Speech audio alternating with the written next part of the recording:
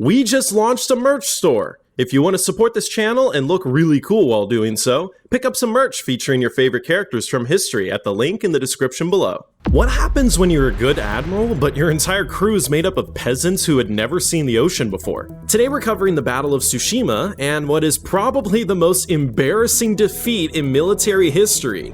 It's the 18th century, and European colonialism is at its peak. The Americas, the Pacific, and now even Africa were all being swallowed up in a great land grab by the European empires of the time. The native populations throughout the world could do little to resist the invaders armed with modern weaponry, and conquering and subjugating foreign lands went from daring adventures to the expectation and the norm.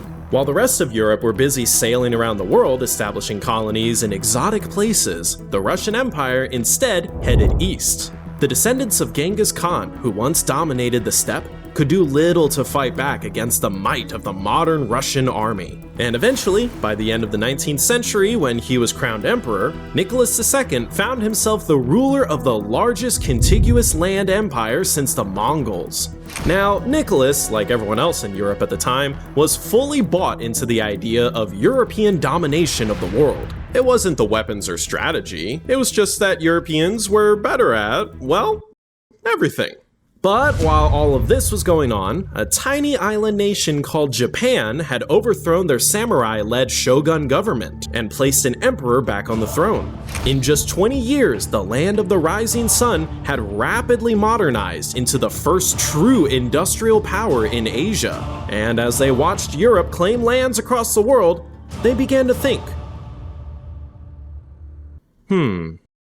that does seem pretty sugoi.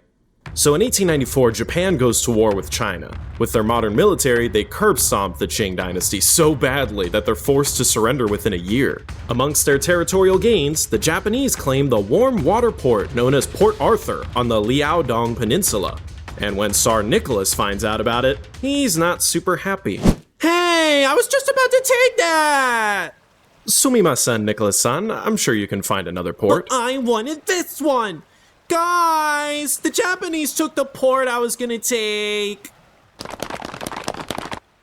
But we were the ones who beat the Chinese. Mine!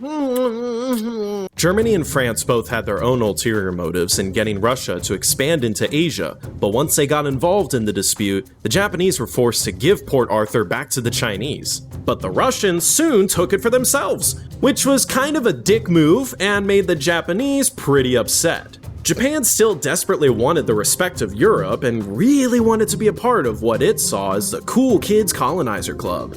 And so they signed a mutual defense pact with the UK, and in 1899, they joined the 8-Nation Alliance in the Boxer Rebellion, sending more troops than any nation to beat down the Chinese again. The Boxers were defeated, and Japan expected the Europeans to finally recognize them as an equal in the East. But Tsar Nicholas had other ideas.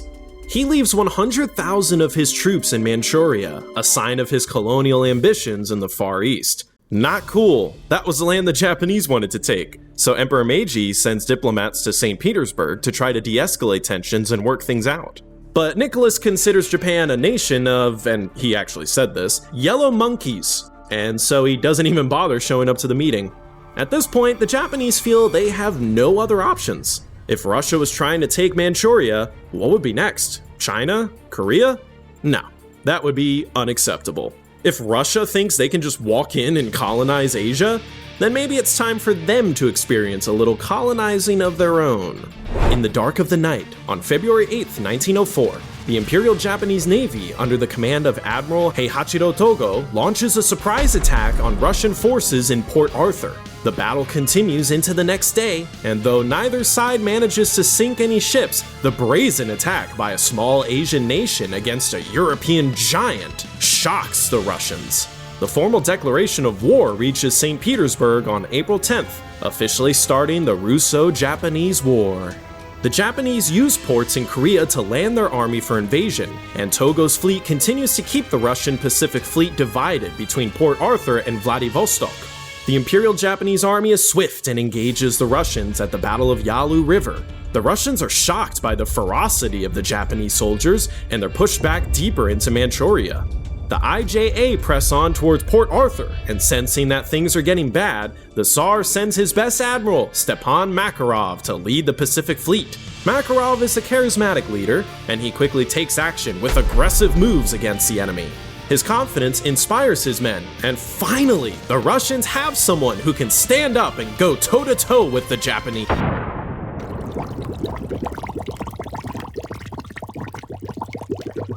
The Japanese continue towards Port Arthur, landing more troops just 20 miles away in Dalny. As the pressure continued to mount, the Russian Pacific Fleet makes another attempt to break the blockade. But Togo pushes them back, and the admiral who had replaced Makarov dies in the engagement. With no one left to lead them, the remnants of the Russian Navy is forced to return to port and do their best to weather the siege from the Imperial Japanese Army. Taking Port Arthur was something very familiar to the Japanese. In the Sino-Japanese War, it took them just one day, but this time, the Russians, unlike the Chinese, had modern weapons like machine guns, and the siege quickly turned into a meat grinder. The Russians fought like their lives depended on it, because honestly, they kinda did. And in response, Japanese generals began sending their troops charging straight into defensive machine gun fire. The results were horrific, as wave after wave of Japanese soldiers were sent out, only to be cut down by the onslaught of bullets. By the end of it, the Japanese lost nearly 100,000 men, but in January 1905, they finally overwhelmed the exhausted defenders and took the port. The final remains of the Russian Pacific Fleet were then sunk in the harbor. Elsewhere, the Japanese army had pushed the Russians back to the city of Mukden. From February 20th to March 10th of 1905, 270,000 Japanese soldiers fought nearly 300,000 Russians in a battle that would remain the largest land battle in history until World War I. The speed of carnage was bone-chilling to all present. Never had so many humans died so quickly, and casualties soared to over 160,000 men. The Japanese emerged the victors, but at a heavy cost. They were too tired and their supplies too depleted to decisively end the war. The Russians, though badly beaten, would be able to send more reinforcements through the Trans-Siberian Railway. The Japanese knew they needed a knockout blow, and that responsibility would fall on the shoulders of Admiral Togo. He would not have to wait long for his opportunity. In October of the previous year, under the command of Admiral Rostetsvensky, the Russian Baltic Fleet, now renamed the Second Pacific Fleet, was ordered to leave Europe and sail to Asia to assist in the war. Rostetsvensky was a capable commander, probably the best choice Russia had under these circumstances. But there was just one problem. His crew was almost entirely made up of conscripted peasants who had never seen the water before, let alone fought on the open seas. It would be on him to not only lead this completely inexperienced crew on a voyage of 18,000 miles, but also to victory against a man who would go down in history as one of the greatest admirals of all time. All right, men, it's time for all of you to show Japan what Russia is made of. Yeah! What's a Japan?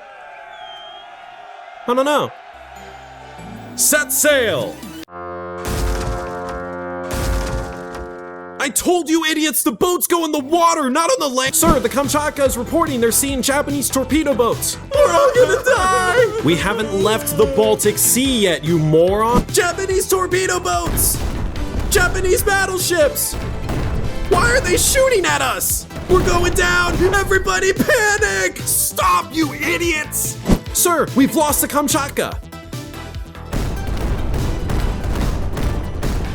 Hey, we're back! Fought a bunch of Japanese ships out there. Barely made it out of there alive.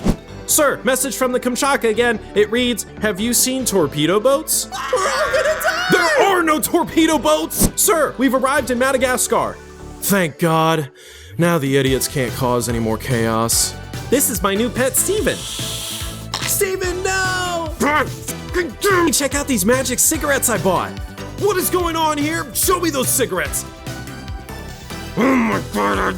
Okay, this is target practice. Shoot the target ship there. Be sure not to shoot the one towing it.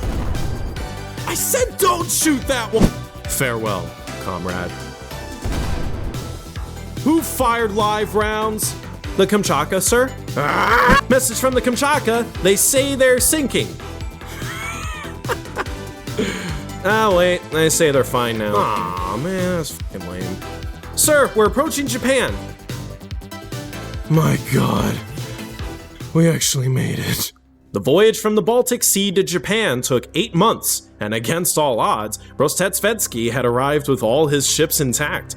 Exhausted from the journey, he planned a beeline right to Vladivostok through the Strait of Tsushima, and this is exactly what Togo was waiting for.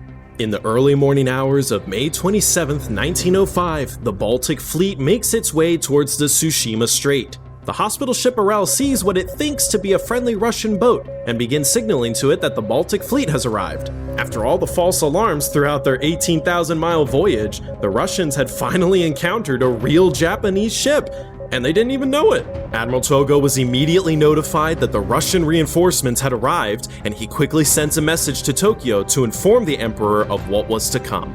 He boards his flagship, the Mikasa, and the Imperial Japanese Navy sets out to confront the last hope Russia has in this war. At 1340, both fleets see each other, and everyone begins preparations for the battle to come. At 1355, Togo signals a message to his entire fleet. The Empire's fate depends on the result of this battle. Let every man do his utmost duty. The Russians are first to open fire and target the Mikasa. Against all odds, Rostetsvensky's crew of peasants score hits on the Japanese flagship, and she is rocked. Togo turns his fleet parallel to the Russian ships, and they begin returning fire broadside to broadside. Shells explode on and around both fleets, but it quickly becomes apparent how much better the newer British-made Japanese ships and weaponry are. The Russian ships are literally blasted to pieces, and despite their best efforts, most of their ships are smoking and on fire within 30 minutes. The Oslabaya is the first casualty of the battle. It had taken too many hits and becomes the first modern battleship to be sunk by gunfire alone. Seeing the chaos spread throughout the Russian fleet, Togo issues the command that will turn him from an unknown Japanese admiral to a legend. As Rostetsvensky pushes his ships forward, Togo orders his ships to perform a maneuver called crossing the T. They steam forward in front of the Russian line and block their escape.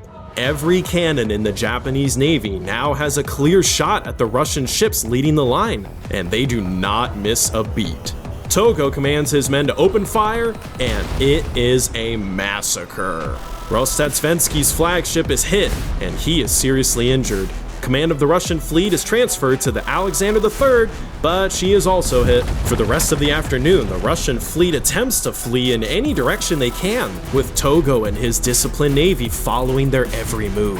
By sunset, 4 Russian battleships have sunk, and the remains of the fleet are separated into small packs, all desperately trying to reach Vladivostok. As darkness engulfs the sea, Togo sends out his torpedo boats, and they hunt down the remnants of the Baltic fleet like predators in the night. By the next morning, the surviving Russians find themselves surrounded by Togo. They wave the international surrender flag, but the Japanese admiral did not have a codebook with him that could decode the flag, and instead opens fire once again. The Russians scramble to find a white tablecloth and desperately begin to fly it to signal their surrender as they're hit with more shells. Finally, a Japanese sailor finds a codebook and identifies the original surrender flag being flown. The Russians, in desperation, take their own flag down and raise the Japanese flag instead, and Togo finally ceases fire and accepts the surrender of the Russian fleet. The outcome of the Battle of Tsushima rocked the world. This was the first time an Asian nation had ever defeated a European superpower in modern times, and the victory was not close at all. Only 3 Russian ships made it to Vladivostok, the rest destroyed or captured by the Imperial Japanese Navy. The Japanese lost just 3 torpedo boats in the battle. The morning of the 28th brings another surprise. A Japanese destroyer radios to Togo that they had found and captured Admiral Rostetsvensky alive. The Japanese are in disbelief and cannot believe the Admiral did not go down with his ship. But his identity is confirmed, and he is brought to a hospital to treat his wounds. Sometime in the following days, Admiral Togo, dressed in plain clothes, pays a visit to his opponent. He sits at Rostetsvensky's bedside and politely says, "Defeat is a common fate of a soldier. There is nothing to be ashamed of in it. The great point is whether we have performed our duty." He shakes the Admiral's hand and leaves. Rostetsvensky returns to Russia and takes full responsibility for his crew and the outcome of the battle. For his failures, he is sentenced to death by the courts, but is ultimately saved and commuted by Tsar Nicholas. He lives out the rest of his days peacefully with his wife. The defeat at Tsushima was the final nail in the coffin for the Russian war efforts, and the Tsar soon sues for peace. US President Teddy Roosevelt acts as a mediator for the surrender and wins himself a Nobel Peace Prize for his efforts. However, Roosevelt removed the war reparations to be paid to Japan, letting Russia off the hook. The Japanese had nearly bankrupted themselves winning the war and desperately needed the money that never came. This planted seeds of animosity towards the United States amongst the Japanese people, and these seeds would ultimately bear the fruit of another surprise attack that would take place about 40 years later. But for now, Japan had proved itself a formidable military power equal to the Europeans, and they were finally in the cool kids colonizer club. They quickly began colonizing the Pacific in a way that was even more brutal than the Europeans. Back in Russia, the humiliating loss in the Russo-Japanese War was the vodka bottle that broke the bear's back. And just 10 years later, Tsar Nicholas and the House of Romanov would be overthrown by revolutionists. A new communist government would come to power in Russia, and the world has never been the same since.